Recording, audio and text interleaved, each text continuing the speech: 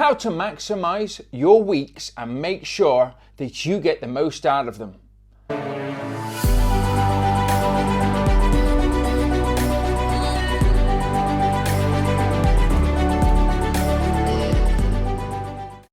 Hello, my name's Mark Fitzgerald, and today I'm going to share with you my 9 hacks on how to make sure that you maximize each and every week, whether it's in your property business, in a normal business, a corporate job, just your fundamental life.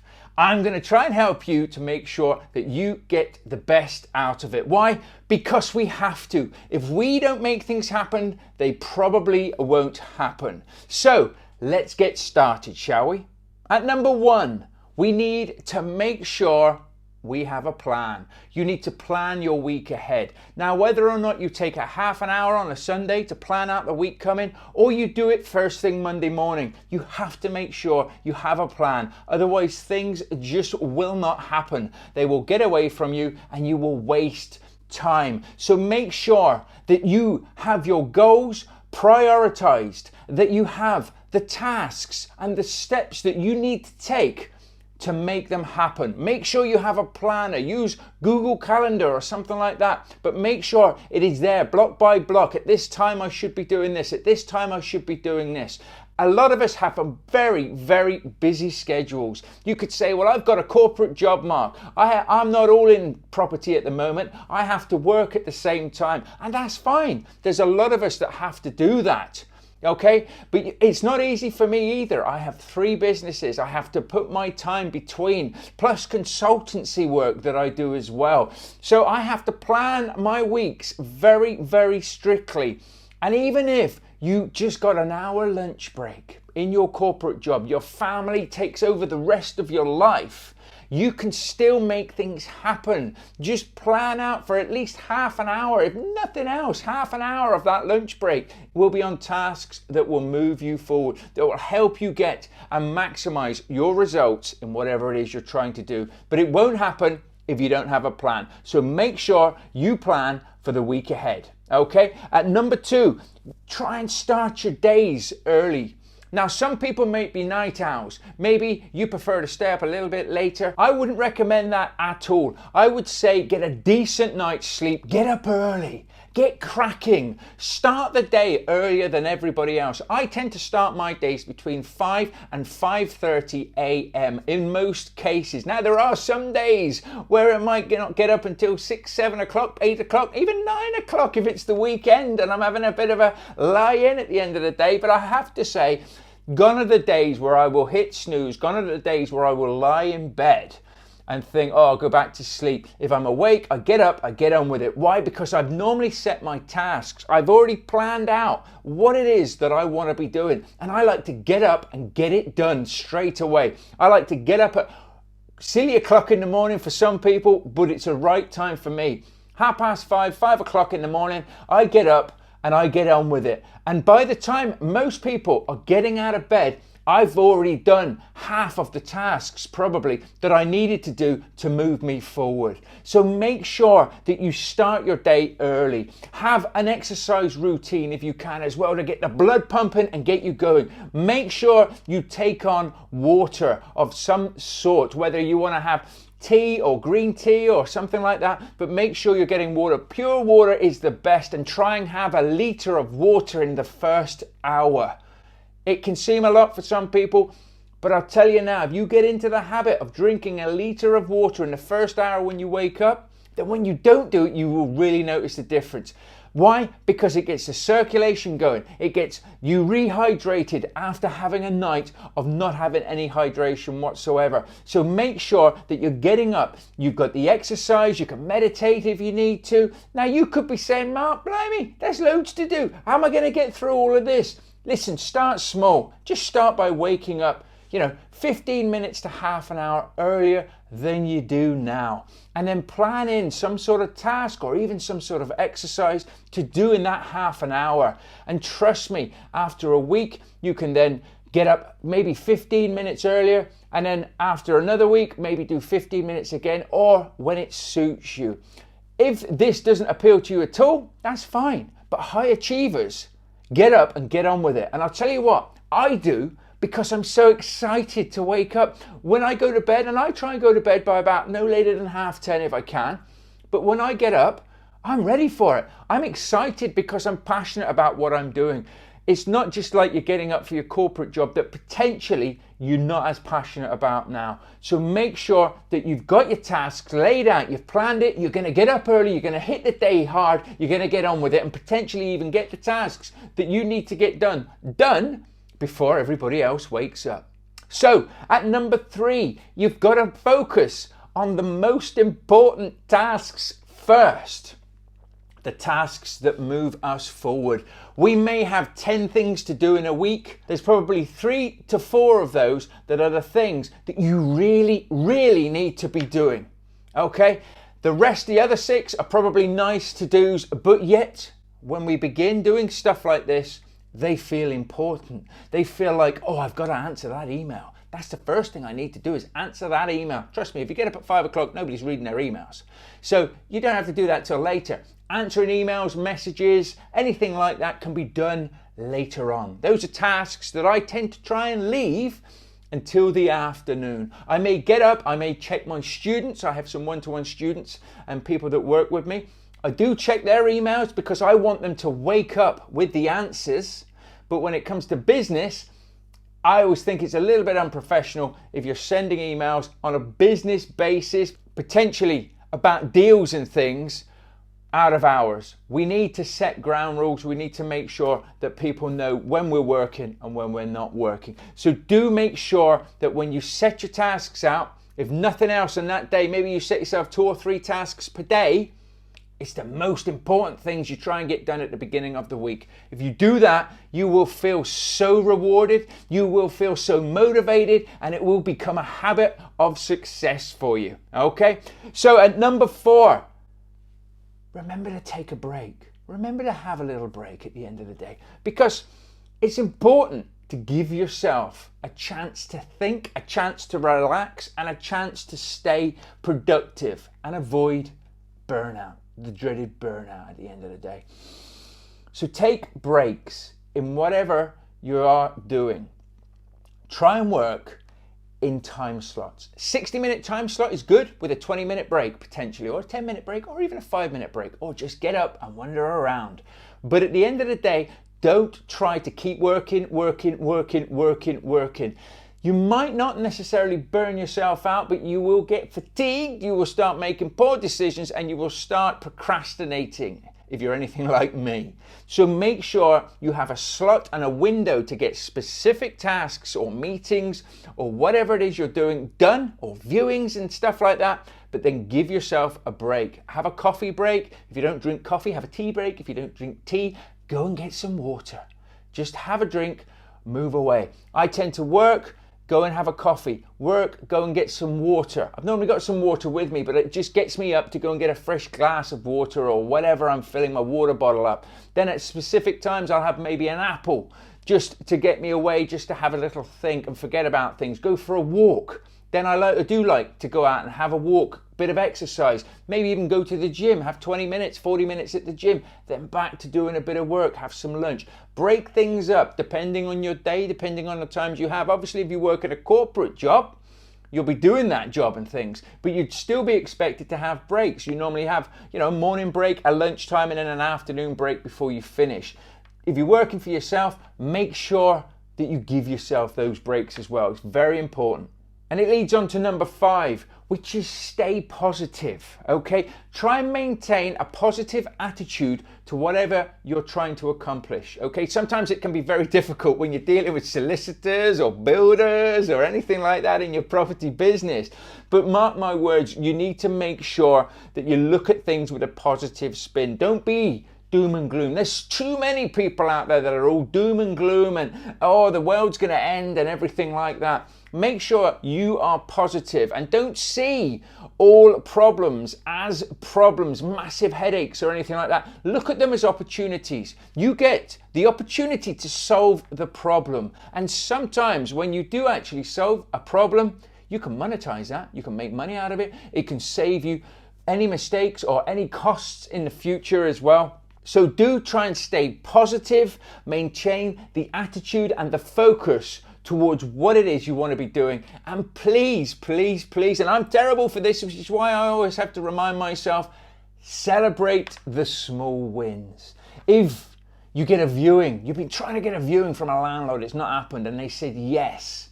Before you're like, well, let's go, celebrate it. Okay, just go and have a coffee, go and have a tea, go and just go, woohoo! Just celebrate it. It's an achievement. It keeps you positive. It'll keep you in a good attitude, a good mindset, keep you in the workflow. Celebrate the small wins. I'm terrible for this. I am terrible, which is why I'm trying to help other people with it as well. I have to work at these things. They don't just come naturally to me. They don't come naturally to anybody. You have to work at these things. You have to push yourself forward. But this is a great opportunity to be able to do that. So make sure you keep a positive spin on any issues, any problems, and any tasks that you're doing. Whether you love them or you hate them, we all still have to do things that we don't like to do, that maybe aren't natural or maybe don't put us in our flow. But get them done, stay positive with them, and you will be able to achieve them. So at number 6, you want to make sure as well that you still connect with others, okay? Property investing, property businesses can be a very lonely place. I know this for a fact, okay? So at the end of the day, you need to make sure that you connect with your family. You connect with your partner, if you have a partner, with your kids. Very important, that one. Make sure your kids are not neglected because of your passion for your property business or whatever it is, again, you're trying to achieve. But make sure that you are connecting with people like this. You're connecting with your friends, with family members, with colleagues. Okay, social media is some connection, but try to get yourself out.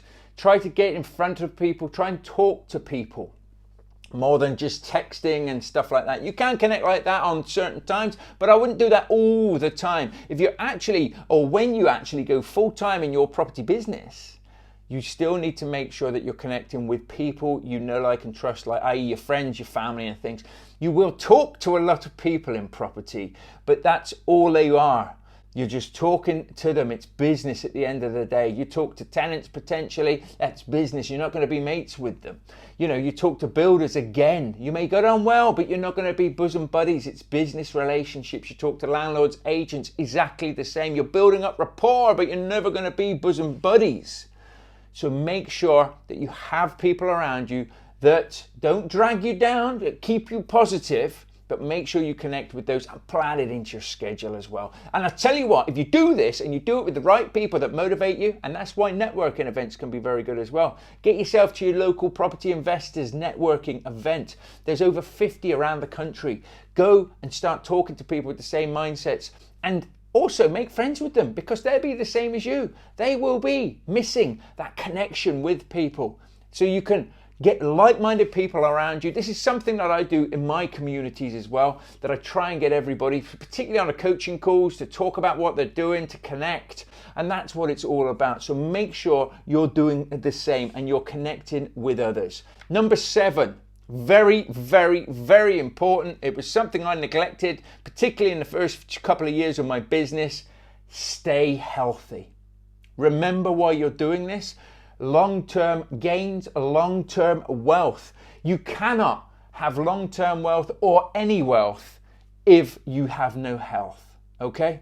If you're overweight, admit to yourself you're overweight and look to do something about it. If you have a bit of a drinking problem, i.e. not in the sense that you're an alcoholic, but that you just like to have a drink each night, helps me unwind. You know, it doesn't actually. It raises your blood pressure. It'll actually prevent you from having a really good night's sleep in many cases, depending on what it is you're drinking alcohol-wise.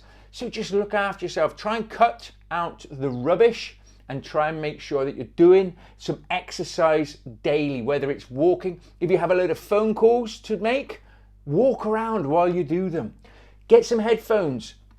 Go outside and make your phone calls while you're on your walking, and just say to people, hope you don't mind, I'm just walking.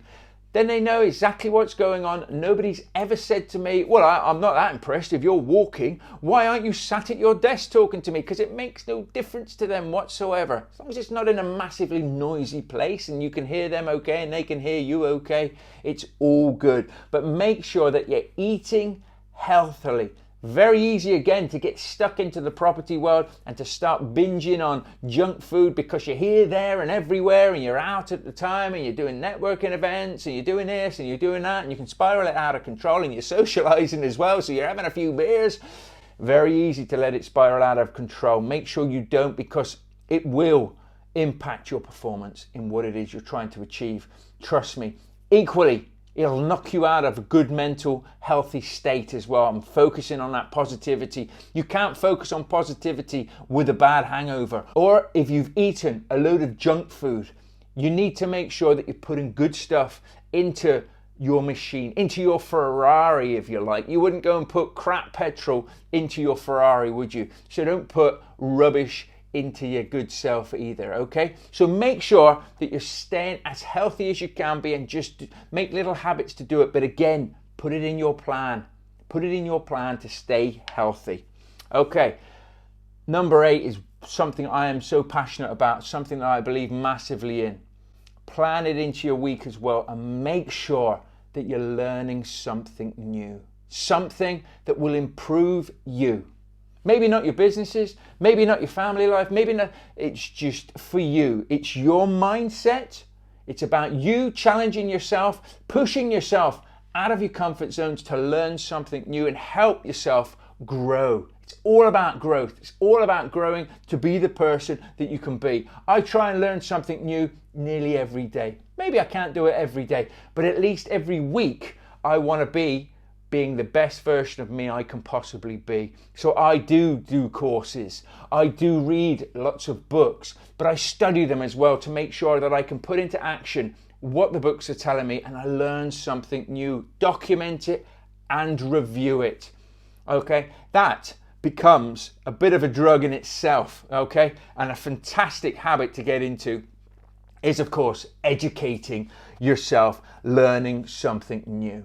So those are the 8 steps so far, and the last but not least step, the creme de la creme of all of this, that so many people will get those first 8 steps, and they will in some way, shape or form manage to put a plan together to achieve those steps, but they will neglect step 9. I did, and I bet when you start doing this, after a while, you do too, because you're busy. But number 9 is the most important step of them all. The next is planning. If you don't plan, you will fail, okay? Number 9, what is it? Ooh, come on, Mark, get on with it. Number 9 is reflect or review your week. So at the end of your week, whether your week finishes on a Friday or whether your week finishes on a Sunday, that's fine. Just take 10 minutes, half an hour, journal and review your week. If you have a diary, potentially sometimes in the diary it says, how's your week gone? Has it gone well? How could you make it better? What could you improve on for next week? Do take the time to answer those sort of questions. You don't necessarily need a journal to do that. You could just have a piece of paper and write out a few times, how did the week go? Review it. What was good? What was bad? How can next week be better? And how can I improve myself in my exercise, in my health, and in my knowledge of learning more? Okay, please don't do any of the others without reviewing what you're doing, because you'll never see how far you've come. You'll never see the improvements that you're making until you can look back. And that's why I do it in a journal, because I can look back and I can say to myself, do you know what? My mindset back then was this. You have a little chuckle to yourself as well, because you'll see how far you've come, how far you're progressing. You can review it. And if you review it, you can improve it, because you're not always going to start out by doing things the best way. But you need to review your trials and errors. You need to review and reflect on your accomplishments, and you need to identify your areas for improvement and be completely honest with yourself about these. Use feedback on your goals to make sure that your goals are still in line with the actions that you're taking. Okay, and then make sure when you do this, and now what I do is I get together and I have a little, what I call a general's tent. Now, if you know what a general's tent is, when troops and things used to go off to war years ago, they would set up a tent somewhere, or they will set up a holding area where all the generals will get together and they'll say, right, this is our plan of attack.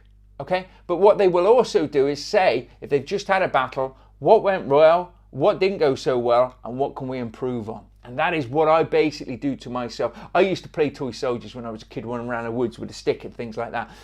So that really resonates with me, and it's all about making it fun, making sure that you enjoy yourself. But have your own sort of meeting to say, right, let's review the week. Okay, brilliant stuff. Put a line in the sand. Maybe you had a good week. Happy days. Maybe you didn't. Okay, how are we going to improve it? Put a line in the sand and plan out your next week. So for me, every Friday, I try not to do it the weekends, but if I can't do it on Friday, I've still got Saturday and Sunday to get it done. Normally takes me about 20 minutes, half an hour. Review the week that we've just had, plan the next week. I also like to have a separate sheet of paper where I will put any brainstorming ideas that I've got flying around in this noggin of mine at the end of the day, just so that I've got peace of mind to be able to think, the weekend's here now. I haven't got any work on this weekend. If I have, then I have. But sometimes it's nice when I'm with my family to be with my family, not thinking to myself, oh, I need to not remember that. I need to call that agent. I need to follow up with that solicitor. I need to get on with that landlord. I've got it all written down in front of me. Monday when I come in, I know what my plan is. I've also got my brainstorming thing. So I'll either put some of those tasks into my plan or get them all aligned, or I'll be thinking to myself, right, next week, some of these brainstorming ideas need to go into that, and I'll get you any money. Some of them just need crossing off because they're not going to get me anywhere. They're not going to get me where I need to be, so there's no point in doing it. I hope these 9 steps to having a successful week that gets you where you want to be has helped you. If it has, please feel free to share, like.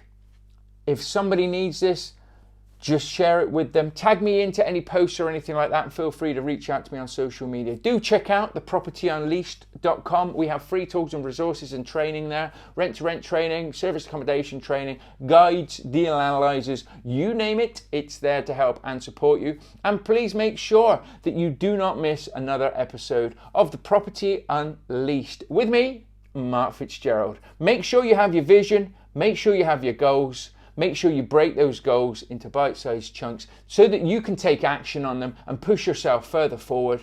And I'll see you in the next episode. You take care and bye for now.